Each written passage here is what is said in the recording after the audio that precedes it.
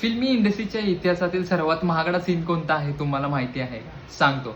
हॉलिवूडचा action hero Tom cruise याचा 2001 मध्ये आलेला अमेरिकन सायन्स फिक्शन सायकोलॉजिकल चित्रपट, ज्याचे दिग्दर्शक आणि लेखन कॅमेरॉन क्रो यांनी केलं होतं.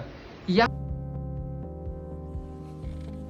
पिक्चरच्या सुरुवातीच्या दृश्यांमध्ये, ज्यामध्ये टॉम क्रूज झोपेतून उठून त्याच्या फरारी 250 GTO चालवत न्यूयॉर्कच्या रोडवरती येऊन पोहोचतो आणि तिथूनच तो पुढे एका निर्जन टाइम स्क्वेअरच्या इथे येऊन पोहोचतो आणि शांत शांत टाइम स्क्वेअर बघून तो घाबरतो आणि गाडीतून उतरून तो सरळ धावत सुटतो.